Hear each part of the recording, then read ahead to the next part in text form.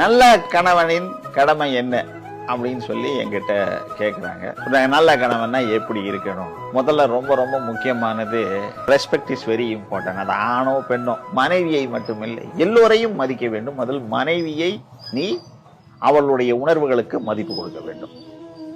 அப்புறம் மனைவி எந்த நேரத்திலையும் நாம விட்டு கொடுக்க கூடாது. வீட்டுல ஒரு சண்டை நடக்குது, ஏதாவது ஒரு பிரச்சனை நடக்குது, இல்ல பிரச்சனை மனைவியாவே இருந்தாலும் அவங்கள விட்டு கொடுக்க கூடாது. அப்படி ஏதாவது விட்டு கொடுத்துட்டோம்னா அதுலயும் உங்களுக்கு சங்கடம் வந்துடும். அவங்களே சண்டை போட்டா கூட நீங்க விட்டு கொடுத்துட்டு அவங்கள ஜெயிக்க வச்சிடணும். அப்பதான் உங்களுக்கு சந்தோஷம். ஓய்வு தேவை. இன்னைக்கு என்னன்னா எப்ப பார்த்தாலும் அந்த வேலை இந்த வேலை, பாத்திரம் கழுவுறதுல இருந்து குழந்தைகளை பத்தி எல்லா வேலையும் குடும்பத்துல நிறைய செய்யறதுங்காட்டிக்கு வேலைகளை வந்துட்டு இந்த மாதிரி விஷயங்கள்ல அவங்களுக்கு ஒரு ஓய்வு கொடுக்கணும். அப்புறம் முக்கியமான ஒரு விஷயம் எதுன்னு கேட்டா, மனைவியின் அழகை ரசிக்க வேண்டும். ரசிக்கவே முடியலன்னா கூட நீ ரசிக்கிற மாதிரி நடிச்சு, இது ரொம்ப ரொம்ப முக்கியம்.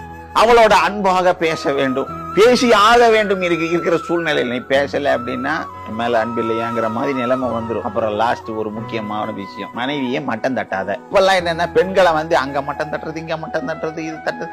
மனைவியை மனைவி என்று பார்க்காமல் தன் குழந்தை என்று பார்க்கணும்.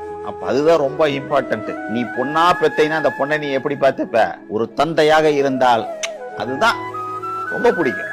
சரியா? இந்த குணாதிசயங்களை வச்சுக்கோங்க, உங்களை ரொம்ப சந்தோஷமா வச்சுக்குவாங்க.